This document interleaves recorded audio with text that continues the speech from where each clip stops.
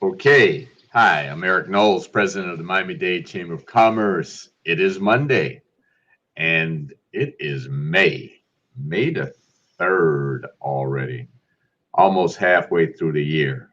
But we are picking forward.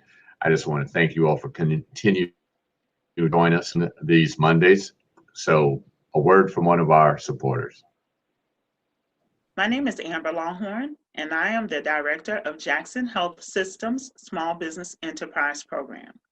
Jackson is proud to partner with the Miami-Dade Chamber of Commerce in bringing you this video series. We hope you'll gain valuable information and tools on doing business in Miami-Dade County, but especially with Jackson Health System.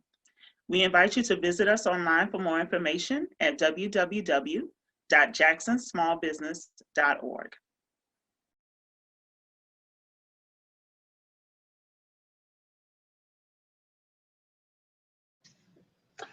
We're back, and Assistant Superintendent with OEO, Office of Economic Opportunity, Ms. Jennifer Andreu. How are you? Hello, Mr. Knowles. I'm doing great. Thank you so much for having me. It's a great way for us to kick off Small Business Week 2021. And I have to congratulate you and your staff on the remarkable event held last Friday, the Business and Beyond 2021 conference. It was amazing. The fireside chat was so inspirational. So kudos to you and your staff. Well, thank you, and I definitely have to give Ms. Bernadette Morris a big thanks, along with Felicia and Nancy. It was a great conversation. You hear what they were talking about: billions of dollars out here for the Black business community, and your office. We talk about billions of dollars as well, that are opportunities Absolutely. for our businesses here in Miami-Dade County. But before we even go there, Ms. Andreu, you've been running that office now about what? A 4 little over years? 2 years, almost 2.5 years Yeah, now. two I and a half years. transitioned over. And You were with the school board in other capacity before heading over. yes, I've been with the school system for almost 25 years now Oh, in wow. various capacities, starting off as a teacher and assistant principal, principal, director, and currently the assistant superintendent for equity and diversity. Okay. And wait a minute. So that title actually changed. I don't know all of that happening. I said Office of Economic Opportunity. And so talk about that a little bit. Sure. So the title changed last December, a year ago, right before the pandemic hit, and I now take over two offices. So I'm supervising not only the Office of Economic Opportunity, of course, giving businesses in our community in the Tri-County area opportunities to do business with the school system, but also now on the student side, I have the Office of Educational Equity, Access, and Diversity. We love acronyms, so we call it OED, if you ever hear that acronym. But that's also making sure that we provide opportunities to students at the school site. We want to make sure that we have access to programs such as, gifted programs in elementary schools and advanced academic programs in secondary schools. We want to make sure that our magnet programs, there's equity, that children from all zip codes can apply and be accepted in magnet programs of their choice. So we work closely with our advisory committee, the DEAC. I'm sure that you know the members of the DEAC and have heard of that district educational advisory committee as well. And so we work with them and produce an annual report with recommendations to our school board and superintendent to ensure that we are, again, removing barriers and providing equity and access. So we have the student side and the business side. Oh, well, great. Congratulations. I did not know Thank that. you. Um, We're a full circle. oh, absolutely. So now let's switch that hat and go back to the Office of Economic Opportunity. And obviously, we've been working together since you've been there. getting businesses certified to do business with the school board, but not just to get certified, but to actually do business. One thing that you and I talk about all the time is, we I don't want to say fight, but we work hard to create opportunities for businesses and to do that work, working hard to get to actually have folks ready to do the work. And let's talk about the bond for a little bit. Basically $1.2 billion began about 8 ago. And the one thing that the superintendent and I talked about is it's really more than that. It's probably about $1.6 billion that are available for businesses through new construction, renovations of our schools. So where are we in the bond right now in terms of monies and allocations that left to be spent? Great question. And I actually have that data up. So we are a good percentage of the way completed with our bond project. So of the 1.2 billion that you mentioned, we have already expended $867 million, and more than 52, almost 53% of that has gone with certified businesses. And I want to just repeat that. So 53% of the 867 million since 2013 has been expended with certified contractors. We're very proud of that number. Are we where we want to be? I always tell people, no. Can we do better? Absolutely. But I think we are doing a really great job. And it goes to the promise that the superintendent and our school board made, and they hold us accountable. And then to further break that down, and if we want to talk about specifically African American contractors, we're almost at about 10% with our African American contractors, the primes and the subs. So over 85 million has been expended with African Americans. And all too well, the superintendent made a commitment to the community to do that and to reach that target. And you'll hear him say, promise made, promise kept.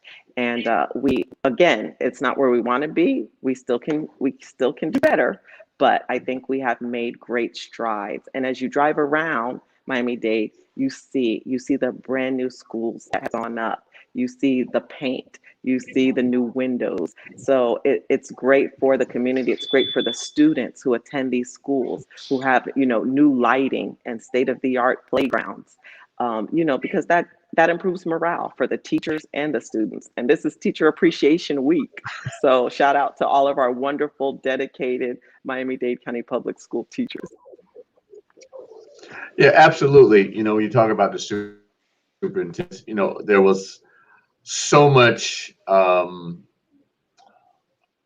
do I put it? And I'm just trying to be politically correct, because I know you all have been working very hard. So I don't want to throw any type of this. There was a lot of question about how much business African Americans were getting. And at one point we were talking about less than 2%. And I know that the board, as well as the superintendent, there were policies put in place. Can you talk about that a little bit in terms Absolutely. of policies to ensure that African American businesses were focused on, and it was deliberate to ensure that the business would be available for them? Yes.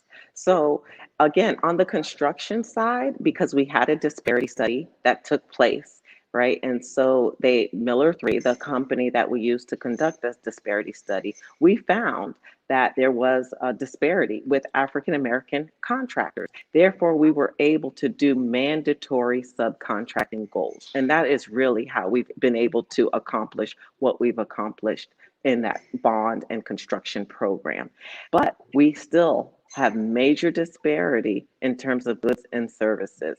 So we're actually at the conclusion, we're in the last phase of another disparity study looking at everything, including goods and services. And when you mentioned the 2%, I think that's what you're referring to, because in terms of goods and services, we're only at about 2% with African Americans. So even though we haven't concluded the study yet officially, and it hasn't been presented and adopted by the board, you can pretty much assume, right, what's going to happen there.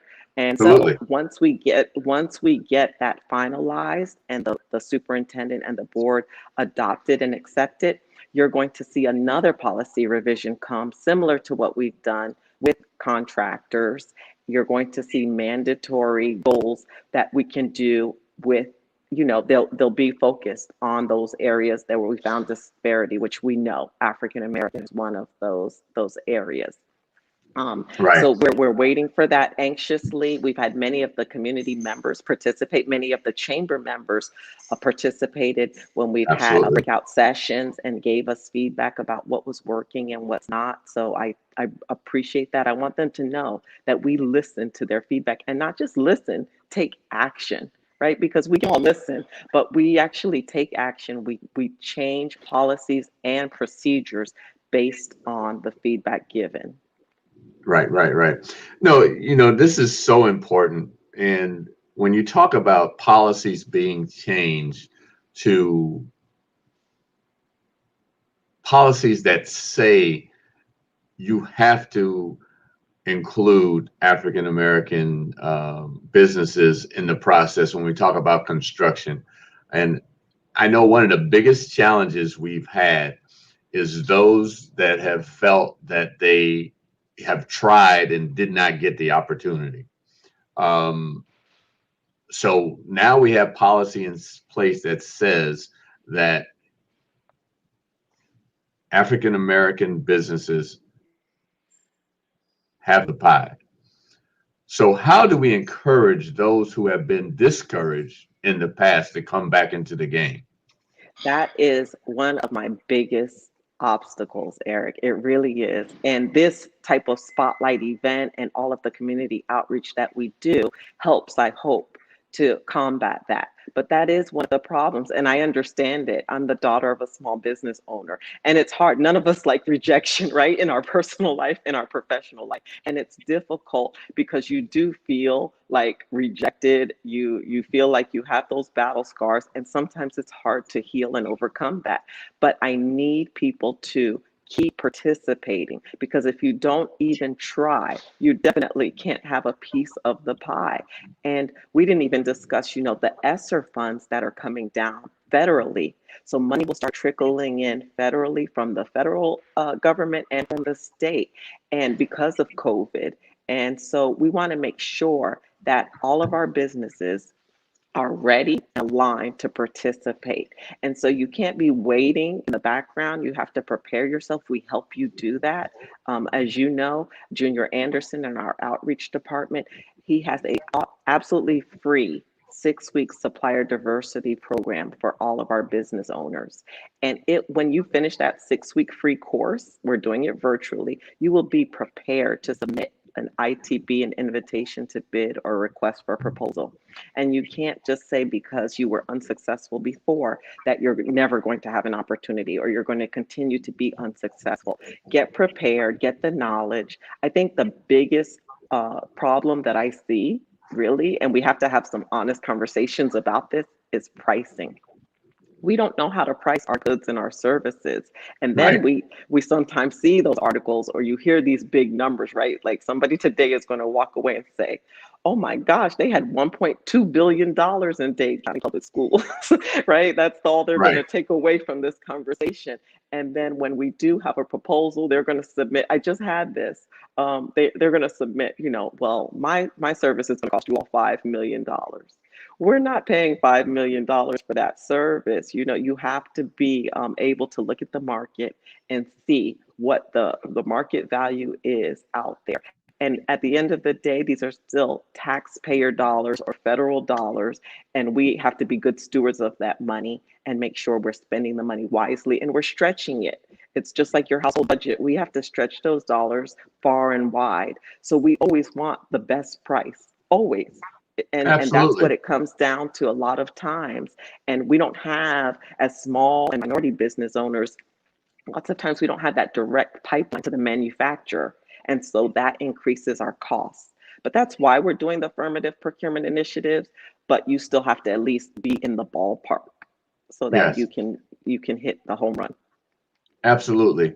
And the one thing about that, and you talk about it all the time, and the fact that it is open to the public, when a company is bidding on a particular item, they can actually go and look at old contracts and learn from that process. In particular, if you're new to the process, of what the numbers were and what they actually put together, that all that information is there for the business to learn and to garner that information and to get better at bidding. And actually, you do meetings to help them as well. Yes, so I encourage people, go to procurement.dadeschools.net. You'll see everything that we're purchasing, when it's due. And then, like you said, you can go back and look at former bid tabulations and see what, and board items, and see what the awardee actually, was compensated, at what level they received their award for. And then you'll know, and then just look at what the market's currently doing. And you can go to other school systems and do the same. I encourage people to do that. And another, we work closely with Mario DeBars, our procurement director. And one thing that we started doing too to assist our businesses is, if you're unsuccessful, you can contact the buyer from procurement and have a one-on-one meeting with them to find out, well, where were the pitfalls? Where did I fall short? Was it pricing? Was it something else in my proposal? Was it when I actually came in person and I had to actually do a presentation? Was my presentation not thorough? So they will tell you, you can look at the scoring sheets, and then for the next time, you'll be more prepared. You'll be better prepared to be successful and actually get awarded a contract. No, that's amazing. And, you speak about those things.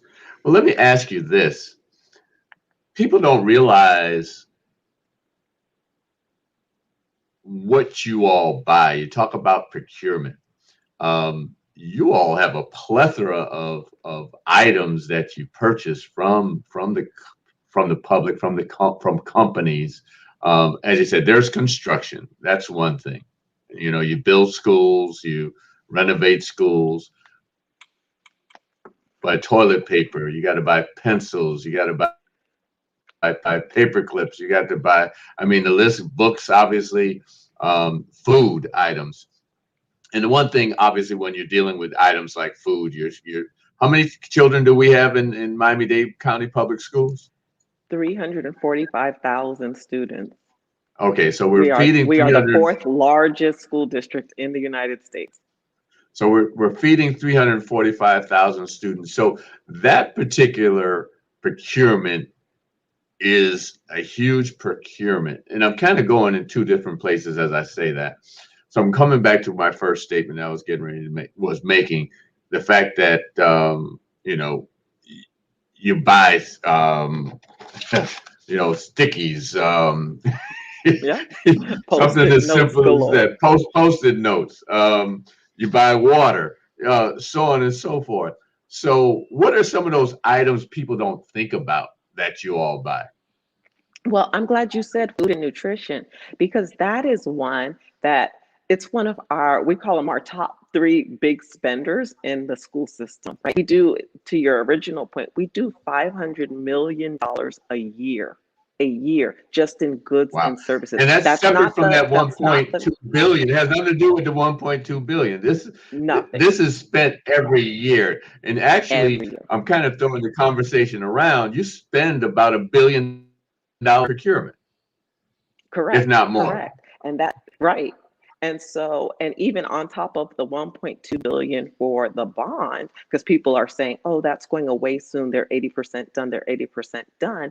But we still have a facilities budget too, every year, annually. So we're always working on, painting schools and, doing retrofitting buildings. So even after the bond dollars are done, that doesn't mean that our maintenance still doesn't have to, Right. Exactly. continue. We always have, just like Exactly. your home, we need new roofs. We still need all of those things. And in addition, like you said, all of the supplies and the food items that go into schools. So the food and nutrition area is an area that we have not been able to successfully break into.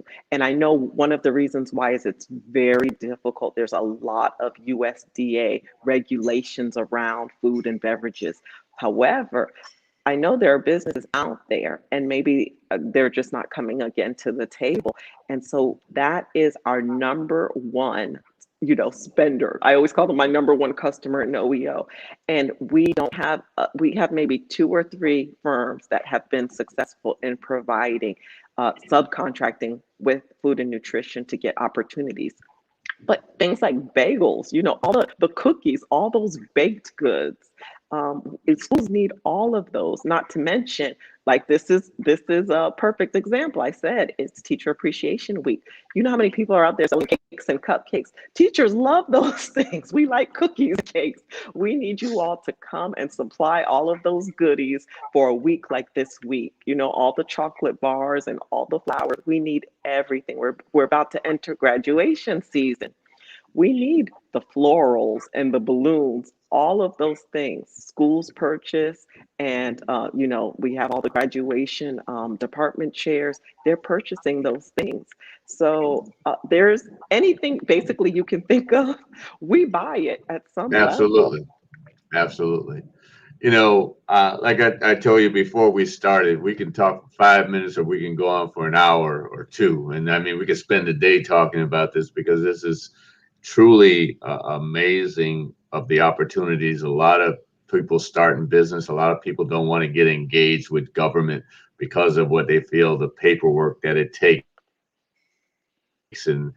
But if you, as I say, you can't play business. You got to have your back of the house in order. Get engaged with the school board or the municipality.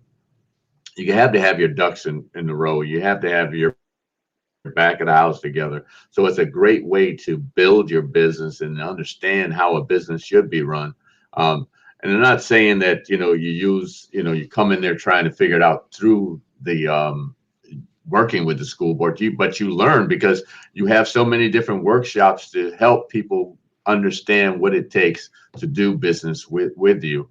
So if you all who are watching haven't thought about doing business with the school board, and I'm sitting here thinking about even we have members that make wigs, and I know you all have like Turner Tech and the different schools that Absolutely. cosmetology. Exactly. So there are a lot of opportunities that a person can really access and look into. So I would encourage everyone who's on here. So how can they get in touch with you? Absolutely. So the best way is well, if you'd like to phone, there's 305-995-1307. I think it's actually scrolling on the bottom. That's our office number. We are in the office 5 days a week. We're there. Also, you can connect with us on all the social media platforms. Of course, we're on Facebook, Twitter, and Instagram.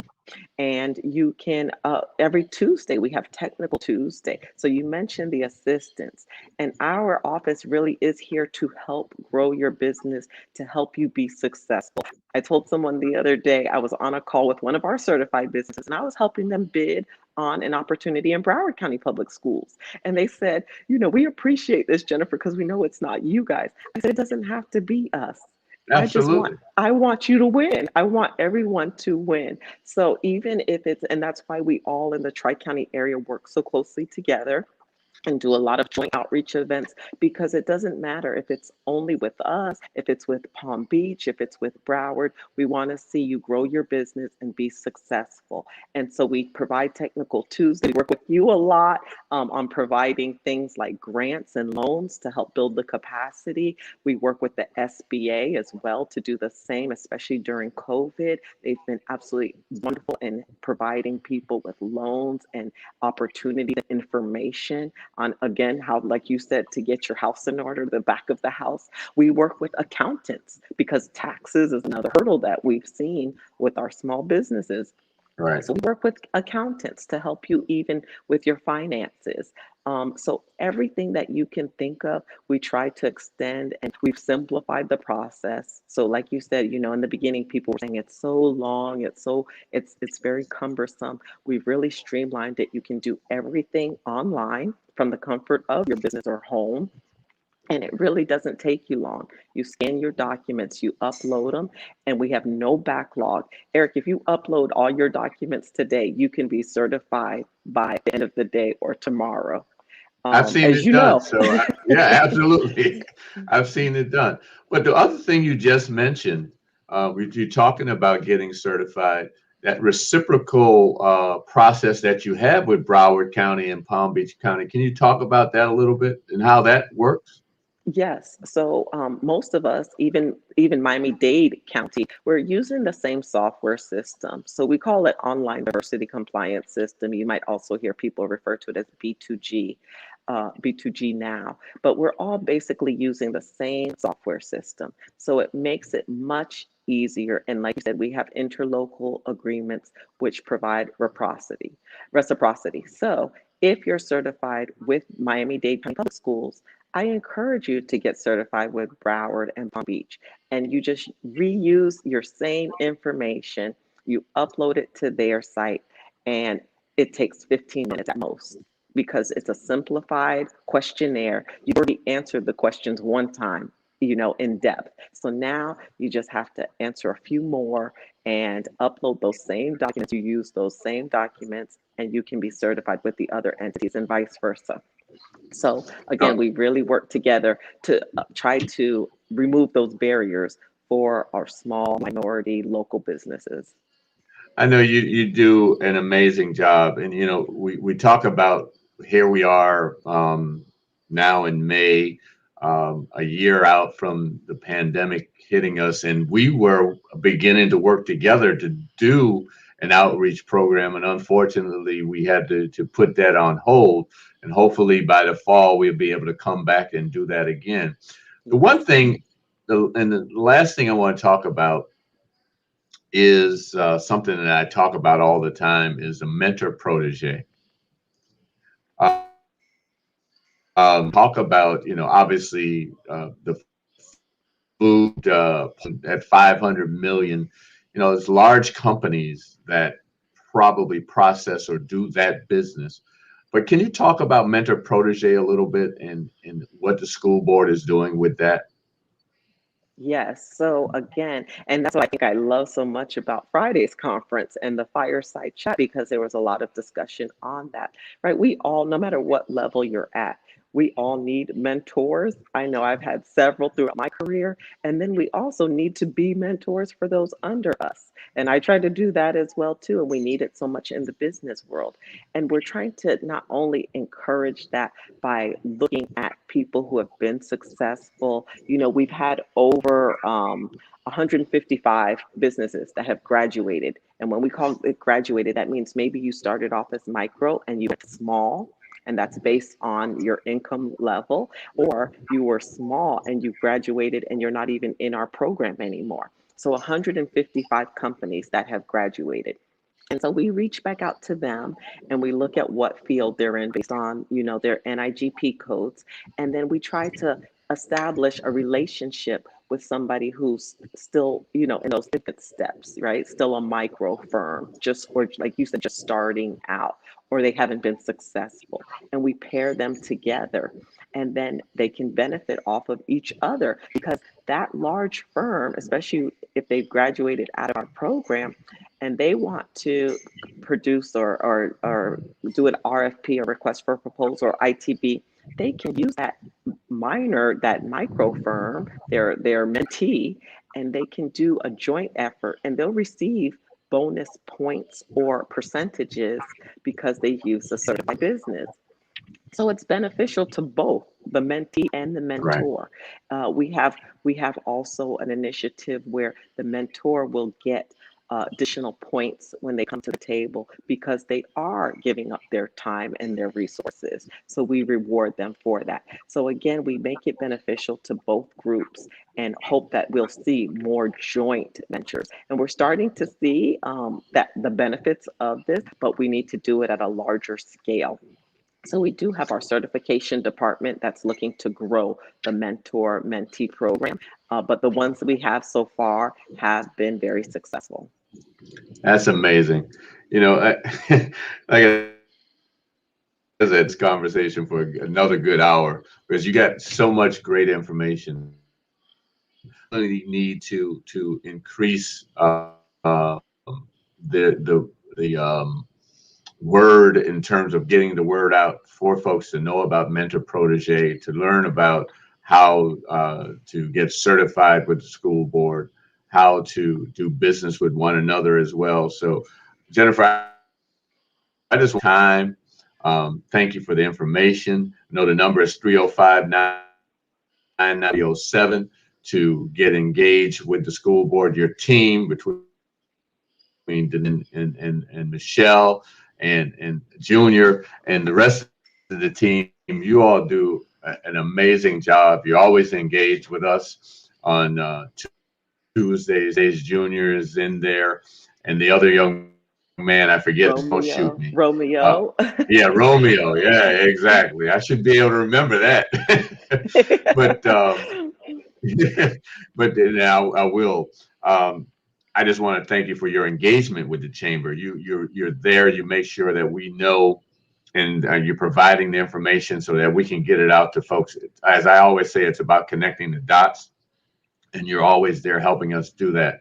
So anyone who wants to learn more about the chamber, www.m-dcc.org, or call the chamber at 305-751-8648. If you're not a member of the chamber, please consider becoming a member of the chamber.